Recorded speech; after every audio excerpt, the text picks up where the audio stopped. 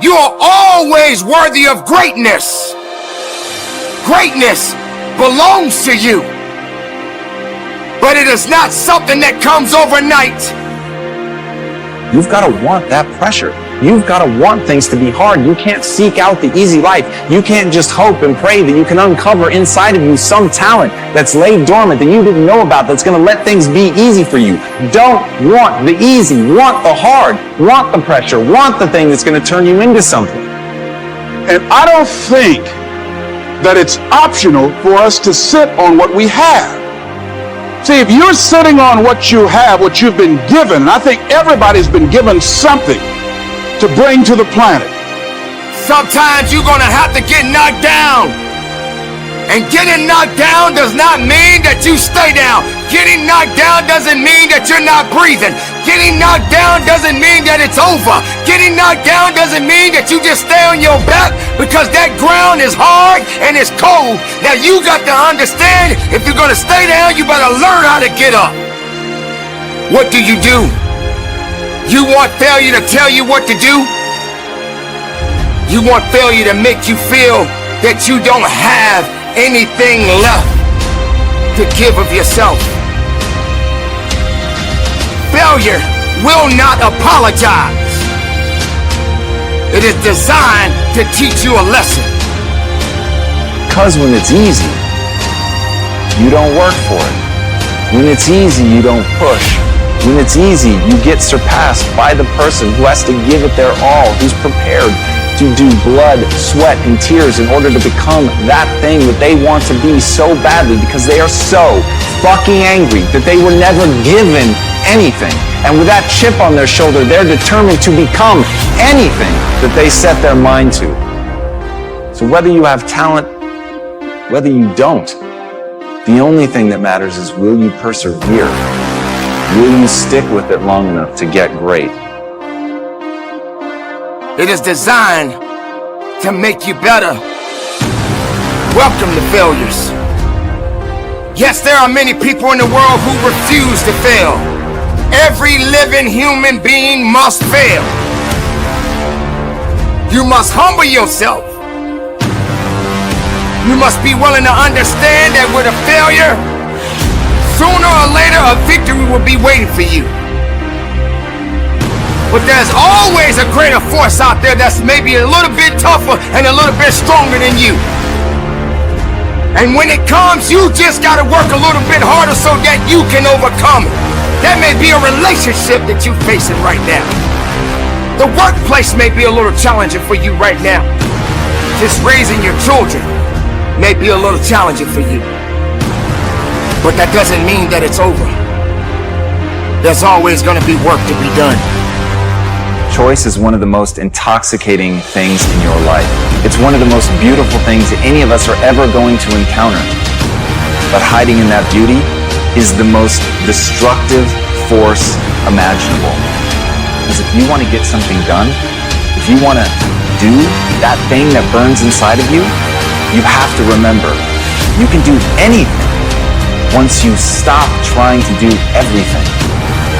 The key to really being successful, the key to doing something at a grand scale, the key to playing on a world stage is to pick something, to be able to stand in a room with 1,000 doors and shut 999 of them, to have the balls to know which path you're willing to take and to exclude all others. But until you can do that, you're never going to be able to develop the skill set that you're going to need to perform, because here is the reality. In order to do it, some people just go to sleep. And some people do things like go shopping or watch TV, but we're going to talk about that in your next take. Those are people that are changing what they're focusing on. But the primary way most of us try and change how we feel is by changing the way we use our physical body. Drugs is the most obvious example. We've already talked about that. Cocaine. Why? Because it changes their state rapidly. That's why people still purchase it, even though it destroys their life simultaneously. They don't focus on that. The point is, any change of your physical body makes an immediate radical change in the way that you feel. So what you've got to learn to do is use this to your advantage. Instead of being at the effect of things, immediately change your emotions. So right now, let me give you a frame of reference about what I'm saying. I learned a long time ago that if I really wanted to succeed on an ongoing basis, I probably needed to measure my level of emotion, my level of intensity. I got a lot of this by working with professional athletes. And I notice that most athletes are really conscious of and pay attention to managing their emotions and their state.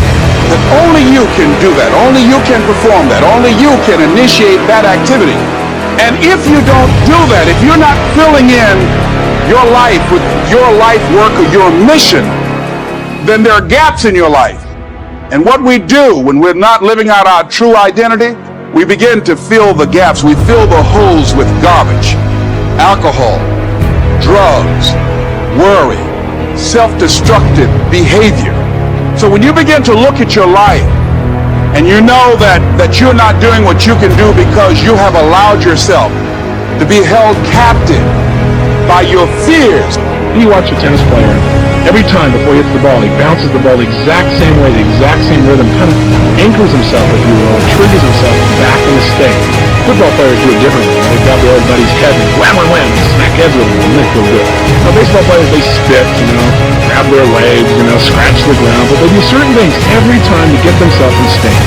And as I started work with professional athletes, people like the Los Angeles Dodgers, or the United States Army, or individual Olympic athletes, every one of them focused on are they ready or not, kind of checking their state. But you see, in life, I think life is not black and white. I look at life as having many hues and colors and shades. So one day I pulled one of these guys aside and I said, look, it's not are you ready or you're not. Let's try a stupid game, okay? Let's pretend we're going to measure your level of power and readiness on a scale from 0 to 10. 0 is you're dead, 10 is you're absolutely unstoppable. I said, where are you on that scale? The guy said, well, I'm about level 7, 6.5, 7. Here's what I discovered that happens to you in life, that you will go through things, and while you're going through them, you can't understand why it's happening to you. But after you go through it, you get back and you look at it and you say, oh, now I understand why I needed that lesson. That I couldn't understand it then. But after I got through it, then I saw that was preparing me for bigger and better things. That as you go through the challenges of life, and you look at it and embrace whatever comes to you. Don't run from it.